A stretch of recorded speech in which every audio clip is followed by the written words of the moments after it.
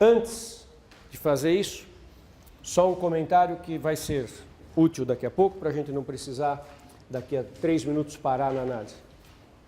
Quem cresce mais depressa, potências ou fatorial?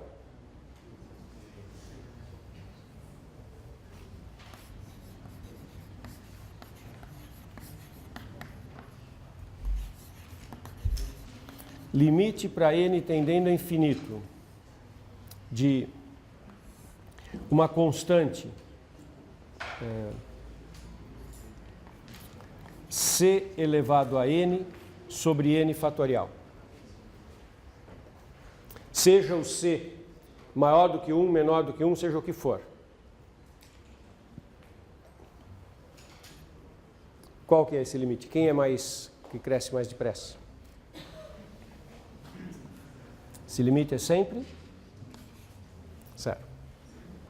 C sendo constante, esse limite é sempre zero. Sabe qual é a maneira mais simples de mostrar que esse limite é zero? É uma coisa toda invertida. Eu quero mostrar que esse limite é zero. A maneira mais simples. Mostra que a série é convergente. Se a série é convergente, o termo geral vai para zero.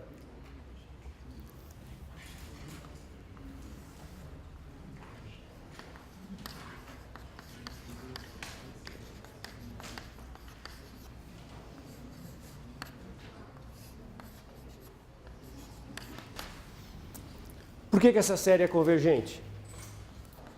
Critério da razão. Se você pegar limite do módulo de c elevado a n mais 1 sobre n mais 1 fatorial, dividido pelo termo Cn, que é n fatorial dividido pelo módulo de c elevado a n, quando n tende a infinito, isso é a mesma coisa que limite para n tendendo a infinito. C elevado a n mais 1 e c elevado a n sobra módulo de c que é constante. N fatorial, n mais 1 fatorial, sobra n mais 1 no denominador, esse limite é zero. Então, como esse limite é zero, o critério da razão diz que essa série converge. Como essa série converge, esse termo geral é zero. Tudo de trás para frente. Mas está certo. Então, e essa é uma informação que eu vou usar. Agora, fato importante. Agora sim, então, uma aplicação importante de tudo isso que eu estou falando nesses últimos minutos. As coisas que eu estou falando nos últimos minutos, vocês perceberam, vêm dos cálculos básicos. Polinômio de Taylor, resto de Taylor na forma de Lagrange. Tudo isso é cálculo 1/2, são os primeiros cálculos. Agora eu vou usar isso para fazer uma aplicação que já não está mais naquele contexto do cálculo 1/2. Agora volto para o nosso contexto de séries. Qualquer que seja o x pertencente a R, vale que e elevado a x é igual à soma x elevado a n sobre n fatorial com n de zero a infinito.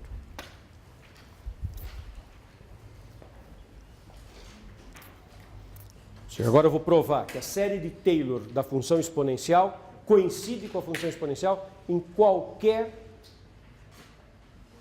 valor x que nós tomemos. Insisto num ponto, se vocês lembrarem, pegarem as anotações de vocês lá do cálculo 1 e olharem como é que vocês faziam série de Taylor, tinha exercício lá que era assim, vamos calcular o valor aproximado de E. Daqui a pouco eu posso dar exemplo de como é que eu uso isso para fazer valor aproximado de E. Mas o E é calculado como E elevado a 1. O x0 que eu desenvolvi é o x0 igual a 0. Então, o x0 é 0, o x é 1, e eu estou com um x que não está muito distante do x0. Não é isso que eu estou fazendo agora. Eu não quero trabalhar com x0 e x necessariamente próximos. Eu quero mostrar que aquela igualdade vale para qualquer x. Inclusive, o meu x pode ser um número enorme. Para todos os valores de x, eu vou mostrar que isso é verdade. Mesmo quando o x está muito longe de zero. Eu quero mostrar que essa igualdade é verdade. Tá ok? Tá claro qual que é o meu objetivo? Como é que eu vou fazer isso? Eu vou mostrar que o R que é o resto de Taylor, vai para zero. Mostrando que a diferença entre a função e o polinômio vai para zero. Isso é a mesma coisa que dizer que a soma finita está aproximando a f quando aumento o k. Mas quando eu aumento o k, a soma finita está se aproximando da série. A diferença entre o polinômio e a série é exatamente que o polinômio é a soma finita e a série é a soma infinita. Se eu mostrar que com o k indo para infinito, esse r tende a zero, eu estou mostrando que as somas finitas, que são os polinômios, tendem para f. As somas finitas tenderem é a soma infinita.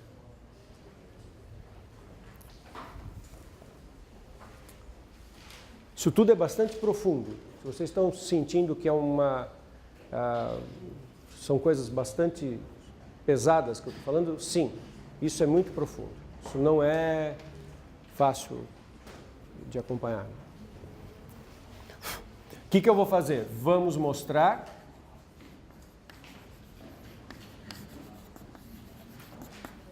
que o resto de Taylor de ordem k calculado em zero no x, que isso vai para zero quando k vai para infinito, qualquer que seja x pertencente a R. Então eu vou mostrar que o erro ou o resto de Taylor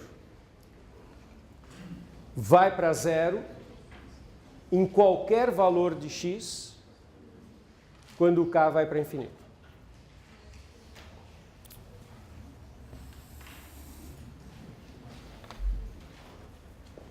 Nós estamos trabalhando com o x0 igual a zero.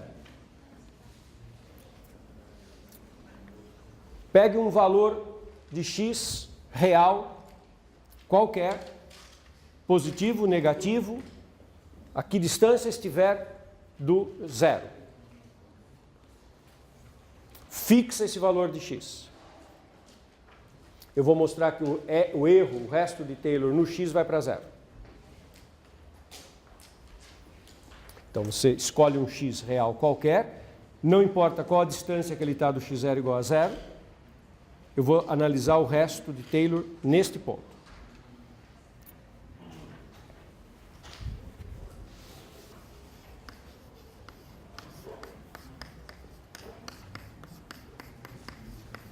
As derivadas da função exponencial são todas iguais à própria exponencial.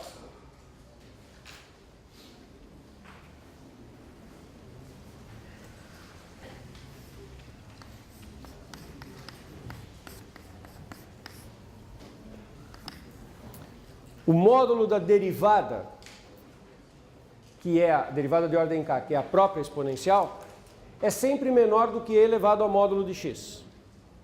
Se o x é positivo, a derivada é a própria função exponencial. Se o x é positivo, entre 0 e x,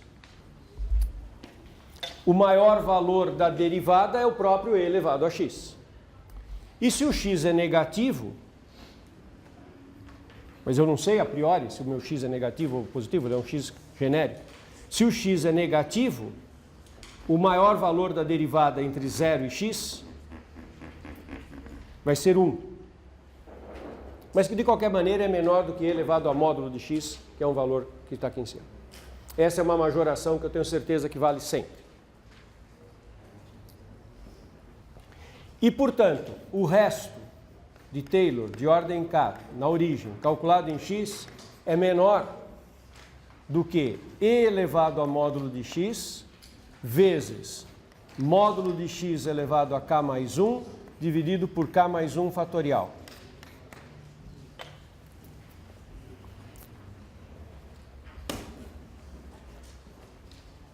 Para quanto isso tende quando o k vai para infinito? Esse é o ponto central. O x não vai para infinito. Observe que se o x fosse para infinito, eu teria um e elevado a x, eu teria um módulo de x elevado a k mais 1, que estariam crescendo e atrapalhando a minha análise. Mas o x tem aquela dupla identidade que eu já comentei várias vezes. Ele é qualquer, então ele parece uma variável, porque ele é qualquer, mas quando eu escolho um x, eu o fixo. E quem está indo ao infinito, no limite, é o k, e o x está fixado. Então ele é qualquer, mas está fixado para cada valor de x. Então esse x fixado, eu quero saber o que acontece com este limite, quando isso é uma constante, e elevado ao módulo de x é uma constante, isso é uma constante elevado a k mais 1 dividido por k mais 1 fatorial. Para quanto isso tende? Bom, isso tende a zero. Se o x for grande, o número de termos que eu tenho que caminhar para me aproximar de zero pode ser muito grande, mas sempre convergirá a zero.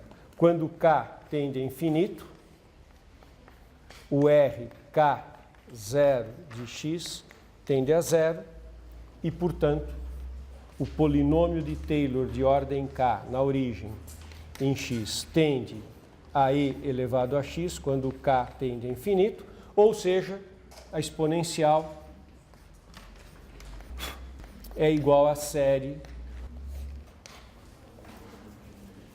Vocês acham que isso fez sentido, turma?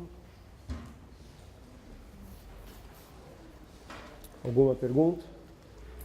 Pensa agora, se isso estiver bem, comentário em cima do seno e do cosseno. O que vai acontecer com o seno e do cosseno? Por que eu consigo provar que a série converge para a função, porque que o resto vai para zero? Todo o problema está em majorar a derivada. No caso do seno e do cosseno, quando eu escrever a mesma coisa, o que eu vou dizer da derivada de ordem k de seno e do cosseno? Que em módulo é menor do que? Menor ou igual que 1. Porque as derivadas de seno e cosseno são cíclicas, dão seno mais seno menos cosseno. Então, para seno é idêntica a redação, com a diferença que o majorante da derivada é 1. E a conclusão é idêntica. Uma ideia interessante que vocês podem analisar, vocês podem pegar qualquer calculadora, qualquer celular, qualquer computador e fazer esses gráficos para entender o que está acontecendo quando você faz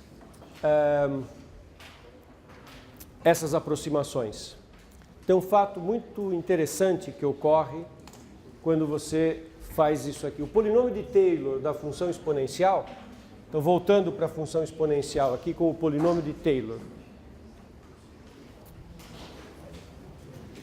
Para o seno eu vou deixar aqui escrito do lado, mas é parecido, podemos também fazer daqui a pouco. Polinômio de Taylor de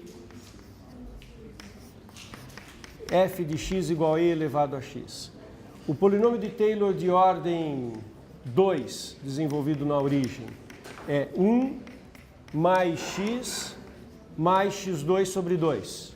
Esse 2 é fatorial.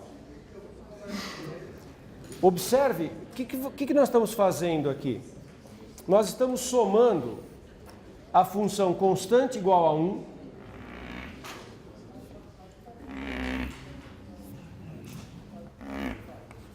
com a função x e com a função x2 sobre 2.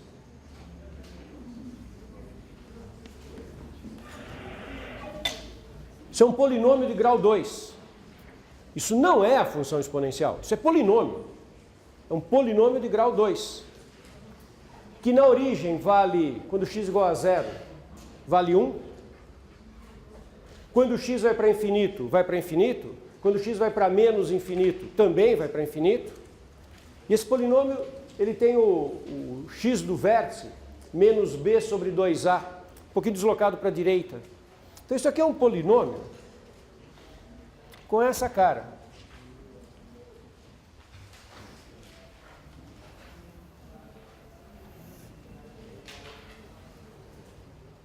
Que na verdade melhora um pouquinho o gráfico. No x igual a 0 ele vale exatamente 1.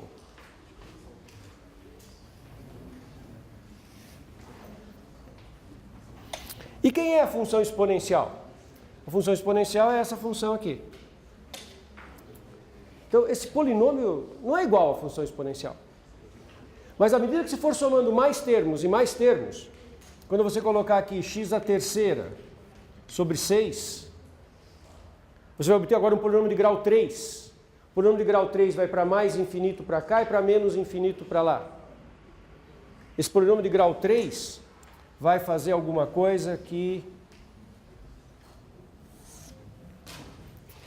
E à medida que nós vamos aumentando o grau desse polinômio, você vai tendo um polinômio que se ajusta mais e mais em torno da função exponencial, em intervalos que vão crescendo. Então você vai tendo um polinômio de grau cada vez mais alto, que vai se ajustando em torno da exponencial, em intervalos cada vez maiores. É exatamente isso que está mostrado naquela desigualdade. Se você quiser um intervalo grande para aproximar a exponencial pelo polinômio, num x bem afastado da origem, você vai ter que fazer aumentar o grau do polinômio para que ele faça isso. Mas em qualquer x, esse ajuste ocorrerá. Vocês podem brincar com isso facilmente, qualquer aplicativo, em qualquer celular que faça gráfico, faz isso, mostra isso para vocês.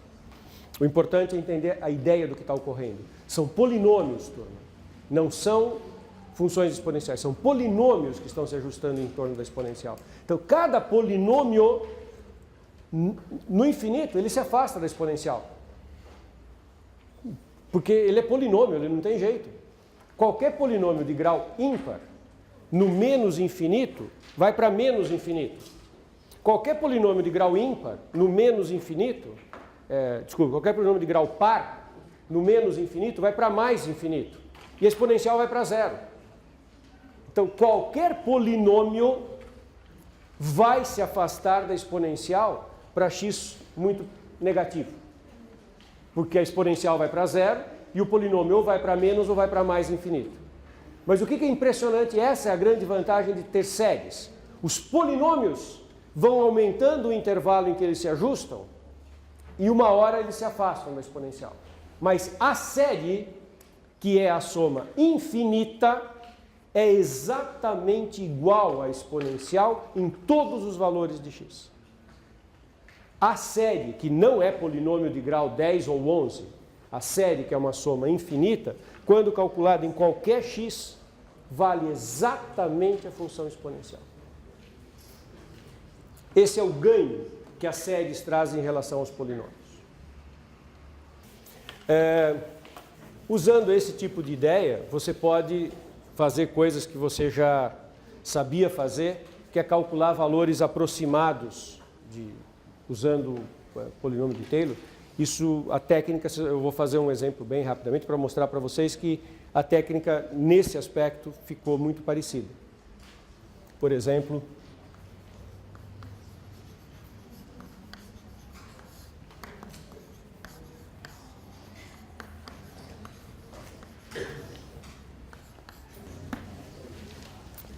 um exemplo bem simples, só para ilustrar, para deixar bem claro para vocês que a abordagem que vocês faziam no cálculo 1 para esse exercício é muito parecida com o que eu vou fazer agora. Eu introduzi uma diferença conceitual importante quando eu introduzi o conceito de série, mas isso vai funcionar do mesmo jeito. Bom, quero obter e. Eu considero a função f de x e elevado a x, e eu sei que é f de 1, que é e elevado a 1, então isso significa que eu vou trabalhar no intervalo entre 0 e 1, esse é o meu x0, esse é o x no qual eu quero calcular. Eu sei que o resto de Taylor, de ordem k, desenvolvido em 0, calculado nesse x em módulo, é menor do que o m, do que o x elevado a k mais 1 sobre k mais 1 fatorial.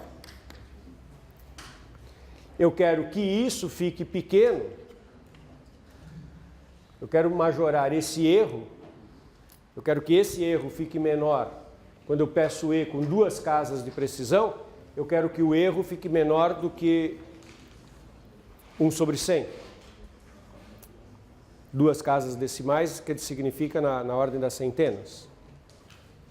Então eu quero que isso fique menor do que 1 sobre 100 quando eu fizer a conta no x igual a 1. Então quando eu faço a conta R índice K 0 no x igual a 1, isso é menor do que o majorante da derivada no intervalo de 0 a 1. Isso é menor do que E, 1 elevado a K mais 1, sobre K mais 1 fatorial. Eu quero que isso fique menor do que 10 a menos 2. Do que 100. Do que 1 sobre 100. E é menor do que 3. Então, isso eu sei que é menor do que 3 sobre K mais 1 fatorial. Então, se 3 sobre K mais 1 fatorial for menor que 1 sobre 10 ao quadrado, a gente sabe, fala. O que é o M? É a mesma notação que estava na lousa há um tempo atrás. Eu repito aqui. É o majorante da derivada. Mas foi bom se perguntar. Nem sempre é obrigação de recuperar o que estava na lousa há um tempo atrás, né? O M é tal que vale o seguinte: módulo da derivada de ordem K mais 1, calculada em X, se ele for menor que M, é o majorante da derivada de ordem K mais 1 que aparece no resto de Taylor que eu já apaguei. Tá? Para aquela fórmula de que o resto é menor do que uma constante, exatamente isso, a constante vezes o módulo de x elevado a isso sobre o k mais 1 fatorial. Ok? Obrigado. Então, para que isso ocorra, é preciso que o k mais 1 fatorial seja maior do que 300. Só inverter e passar o 3 multiplicando. Qual é o primeiro fatorial que é maior do que 300?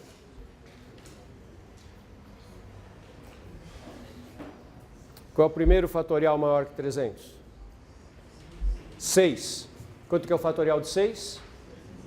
720. Então, K mais 1 tem que ser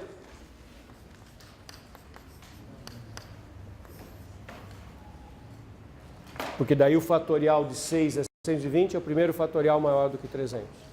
Portanto, K igual a 5. Então, E é aproximadamente igual a 1 mais 1 sobre 2 fatorial. Tem dois 1s.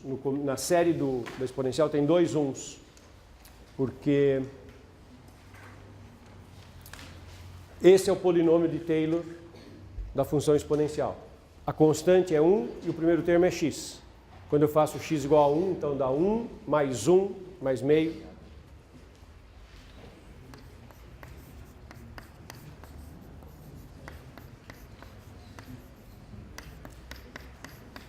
Então eu vou até o k igual a 5. Escrevi k igual a 1 aqui, estava errado, é k igual a 5.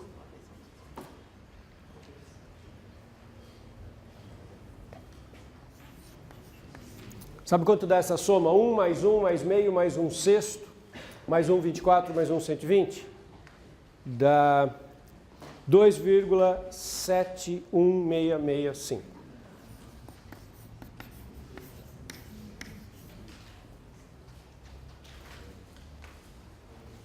Qual é o valor exato de E mesmo? Bom, exato não, mas as primeiras casas de E. 2,71.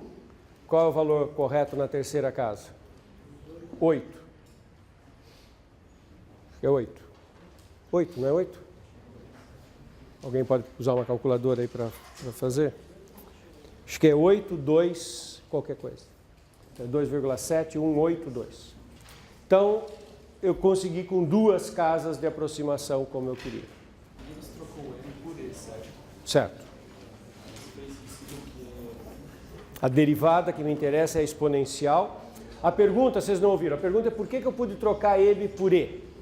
É parecido com o que eu fiz aqui quando eu troquei por E elevado ao módulo de x, com a diferença que eu estava calculando o valor aproximado de E. Para calcular o valor de E, o x conveniente era 1. Então, a derivada é a própria exponencial entre 0 e 1.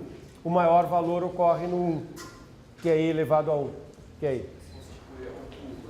Se eu quisesse calcular alguma coisa com E ao cubo, eu teria que trocar por E ao cubo e fazer uma majoração, não mais por 3, mas por um outro número. Certo? Como a gente fez ali.